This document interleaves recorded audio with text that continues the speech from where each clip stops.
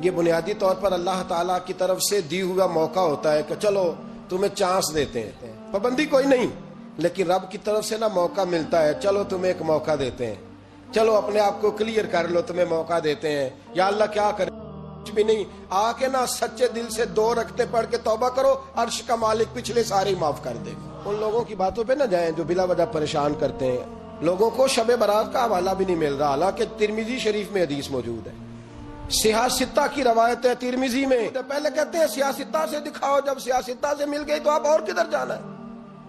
اور ابن ماجہ میں موجود ہے مولا علی کی روایت، اور ذرا ترتیب دیکھیے گا، یہ ترمذی کی حدیث ہے، اور امام ترمذی نے تو پورا باب باندھا ہے 15ویں شعبان پر، پورا باب۔ اب تمہاری مرضی ہے اگر تم نہیں بات کو سمجھنا چاہتے، لیکن میں نے پہلے بھی کہا تھا، پھر کہتا ہوں، اگر ہمیں کوئی شخص کہتا ہے کہ شب برات کو اٹھ کے نفل نہ پڑھو، تو بھائی نفل ہم نے پڑھنے اللہ کی رضا کے لیے، ہمیں کسی بندے سے ڈگری لینے کی ضرورت نہیں، نہ تو ہمارے اور رب کے درمیان معاذ اللہ کوئی وسیلہ ہے کہ تو کہے گا تو پڑھیں گے، جب دل کرے گا پڑھیں گے، اور جتنے دل کرے گا پڑھیں گے۔ ہم تو نفل کہہ رہے ہیں اس کو، ہم نے کب کہا ہے ضروری ہے جو عشاء پڑھ کے سو جائے فجر تک سویا رہے، ہم اس کو گناہگار نہیں کہہ رہے، لیکن یہ ضرور کہیں گے کہ گولڈن چانس مس کر دیا اس نے چانس مس کیا ہے، یہ تو اللہ کی رحمت کا موقع تھا۔ حضرت سیدہ عائشہ صدیقہ رضی اللہ تعالی عنہا ارشاد فرماتی ہیں کہ شعبان کی 15ویں رات تھی، یعنی شب برات کی رات، فرماتی ہیں شعبان کی 15ویں رات تھی، میں نے اچانک نظر ڈالی تو حضور میرے بستر میں تھے، پھر میری نظر پڑی تو حضور نہیں تھے، میرے دل میں گمان آیا، خیال آیا کہ شاید کسی اور زوجہ کی طرف حضور کا میلان تباہ ہو گیا ہو، وہاں تشریف لے گئے ہوں۔ فرماتی میں اٹھی باہر گئی تو نبی کریم علیہ السلام جنت البقیع میں تھے، قریب ایک جگہ پہ حضور دعائیں مانگ رہے تھے۔ فرماتے میں گیا تو حضور فرمانے لگے، ابو بکر کی بیٹی تو نے کیا گمان کیا کہ اللہ کا رسول تیری حق تلفی کرے گا؟ عرض کی حضور آپ مالک ہیں، کہیں اور جانا چاہیں تو میری طرف سے پابندی نہیں۔ کہتی ہے وہاں کھڑے کھڑے میرے رسول کریم نے بیان فرمایا، یہ ترمذی کے لفظ ہیں، حضور نے فرمایا عائشہ یہ شعبان کی 15ویں رات ہے، مدینے میں سب سے زیادہ بکریاں بنو کلب کا قبیلہ پالتا تھا، فرمایا آج کی رات بنو کلب کے قبیلے کی بکریوں کی تعداد کے مطابق اللہ میری امت کے لوگوں کی بخشی فرما دے گا۔ یہ وہ رات ہے۔ جناب عائشہ صدیقہ رضی اللہ تعالی عنہ نے بات رات کو سنی تنہائی میں نبی پاک سے، رات کو تنہائی میں حضور سے سنی، سویرے جناب عائشہ نے کل امت کو بتائی۔ اگر یہ بات اہمیت والی نہ ہوتی تو بی بی صاحب آگے روایت کرتی، یہ کتابوں میں آتی، یہ لوگوں کو بتاتی۔ حضرت عائشہ نے روایت کیا اور مولا علی شیر خدا نے تو کھل کے کہا، ابن ماجہ میں حضرت علی سے پیار کرنے والوں کے لیے الگ عنوان، مولا علی نے کھل کے فرمایا شعبان کی 15ویں رات کو رات عبادت کرنا اور سویرے روزہ رکھنا۔ حضرت علی کے لفظ بائی نہیں سیاستہ میں، رات کو روز عبادت کرنا، دن کو روزہ رکھنا۔ ویسے تو رب کریم ہر روز تہجد کے وقت پہلے آسمان پر نزول اجلال فرماتا ہے اور لوگوں کو فرماتا ہے کوئی بخشش مانگنے والا؟ کیا انداز ہے مولا علی شیر خدا حدیث روایت کرتے ہیں، رنگ کیا ہے؟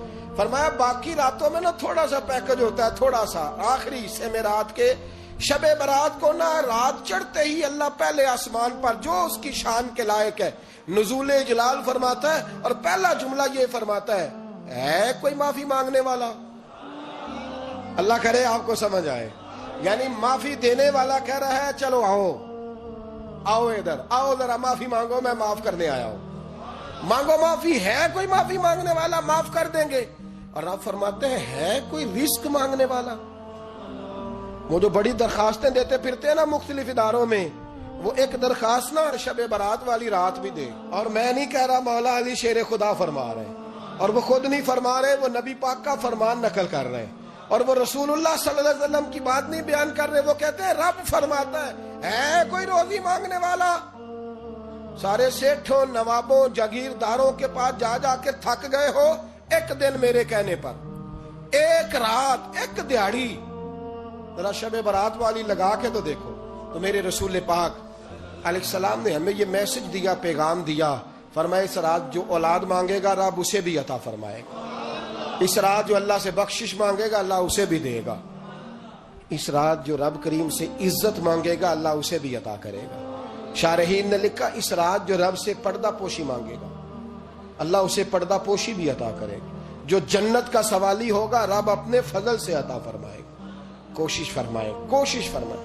10 محرم کو ہمارے ہاں لوگ جاتے ہیں قبرستان, وہ کسی حدیث سے ثابت نہیں, میں منع نہیں کر رہا, جائیں 9 محرم کو جائیں, 10 کو جائیں, 11 کو جائیں, 8 کو جائیں, سفر میں جائیں, ربیع الاول میں جائیں, قبرستان میں جب بھی جائیں, منع نہیں ہے. لیکن شب برات والی رات تو خود رسول کریم گئے ہیں نا قبرستان. اب جو بات میں نے سمجھانی ہے اس کو سمجھیں. نبی پاک کی والدہ کا مزار نہیں ہے وہاں جنت البقیع میں. حضور کے کو بھائی بہن, حضور کیا کرنے گئے؟ امت کی بخشش کے لیے گئے. شب برات کی رات لالچی نہ بنے کہ صرف میں نے اپنے لیے روزی مانگنی ہے, کل امت کے لیے مانگے رب کریم سے. مانگے اپنے بھائی کے لیے, مانگے اپنی بہن کے لیے, مانگے اپنے بیٹے کے لیے, مانگے اپنی بیٹی کے لیے, مانگے اللہ کریم. یہ مانگنے کی رات ہے. پچھلی راتی رحمت رب دی کرے بلند آوازہ, بخشش منگن واریاں کارن کھلا جے دروازہ. آئیں اللہ کی بارگاہ میں اس رات کو کھل کے دعا مانگے. قرآن مجید نے کہا کہ کل للمؤمنین یغضوا من ابصارہم, اے محبوب علیہ السلام مسلمان مردوں کو حکم دیں کہ اپنی نظروں کو جھکا کے رکھیں. آگے جا کے عورتوں کے لیے بھی کہا کہ مسلمان عورتوں کو بھی حکم دیں کہ اپنی نظروں کو جھکا کے رکھیں. یہ جو نظر ہے نا, اللہ کے پیارے رسول علیہ السلام نے فرمایا یہ شیطان کے تیروں میں سے ایک تیر ہے. شیطان کے تیروں میں سے ایک ہے. یہ تیر جو ہوتا ہے نا, یہ بس نکلتا ہی ہے, دوبارہ واپس نہیں آتا, اور جہاں جاتا ہے جا کے لگ جاتا ہے. یہ جو نظر ہے نا, نظر یہ گمراہ کر دیتی ہے. پہلے نظر بھٹکتی ہے پھر ذہن بھٹکتا ہے. کہا نظریں جھکا کے رکھو, جھکا کے. کیا کریں؟ مرد کو یہ کہہ دیا جائے نظر جھکا کے رکھ. ہمارے ہاں تو بہت سارے لوگ ہیں جن کے اندر ایک لیڈر پایا جاتا ہے. انہیں تو گلی سے گزرنا, ادھر بھی دیکھنا ادھر بھی دیکھنا, سلوٹ کرنے, سلام کرنے, کی حال ہے, کیسے ہو, کدھر ہو. تو اندر ایک لیڈر ہے, تو وہ لیڈر تو نظر جھکانے نہیں دیتا. ہم نے تو کمان کرنی ہے پورے علاقے کی. حکم یہ ہے کہ نظریں, ایک صحابی فرماتے ہیں کہ نبی پاک صلی اللہ تعالی علیہ وسلم نے ہمیں رستوں میں بیٹھنے سے منع کیا. تو ہم نے عرض کی یا رسول اللہ صلی اللہ علیہ وسلم, کئی دفعہ مجبوری ہے, گزارنے نہیں ہوتا, رستوں میں بیٹھنا پڑتا ہے. تو حضور نے فرمایا پھر رستوں کا حق ادا کرو. یا رسول اللہ رستے کا حق کیا ہے؟ فرمایا ایک تو آنے جانے والے کو سلام کرو, اور دوسرا یہ کہ رستے سے تکلیف دہ چیز کو ہٹاؤ, اور پھر فرمایا کہ بھلائی کا حکم دو اور برائی سے منع کرو, اور پھر فرمایا کہ رستے کا حق ہے کہ رستے میں رہنا ہے تو نظریں جھکا کے رہو. پھر ایسا نہ ہو کہ ہر شخص پر آپ کی نظر پڑے, ہر شخص پر. رسول کریم صلی اللہ علیہ وسلم نے نظر کی حفاظت پر زور دیا. اور عورت کے لیے بھی یہ حکم ہے کہ وہ بھی نہ دیکھے غیر محرم کا چہرہ. اس کو بھی اگر شہوت کے ساتھ وہ دیکھے گی تو وہ بھی اتنی ہی مجرم ہے. عورت بڑی با پردہ ہے جی, بڑی با پردہ ہے. مثلا کس طرح کی با پردہ؟ کہتے برقع پہنتی ہے اور سویرے نکل جاتی ہے بازار. ہے ویسے با پردہ, آتی شام کو ہے. عورت کا با پردہ ہونے کا معنی یہ ہے کہ برقع پہنے اور جہاں مرضی جائے. با پردہ ہونے کا معنی تو یہ تھا کہ وہ ضرورت کے سوا گھر سے باہر نہ نکلے. بڑی ضرورت ہو, بڑی ضرورت جو بغیر نکلے کام ہو ہی نہیں سکتا, اس وقت وہ گھر سے باہر جائے گی. اب یہ کہ وہ نقاب اوڑھے اور برقعے بھی, اللہ خیر کرے.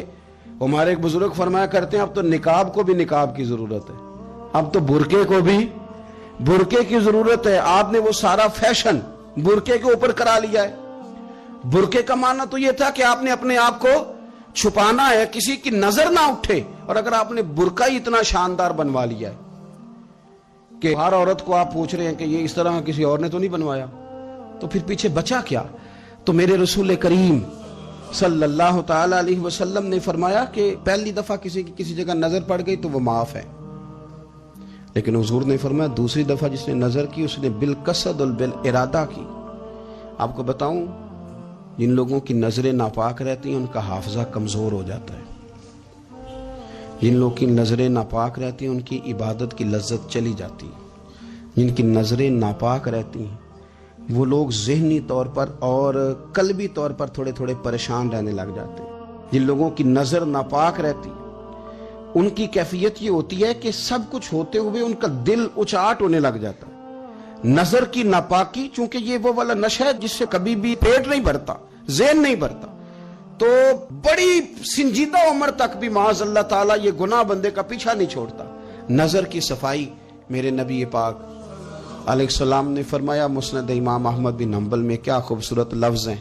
हुजूर ने फरमाया, तेरी नजर अगर किसी जगह पड़ गई तो वापस कर ले और अल्लाह से डर जा।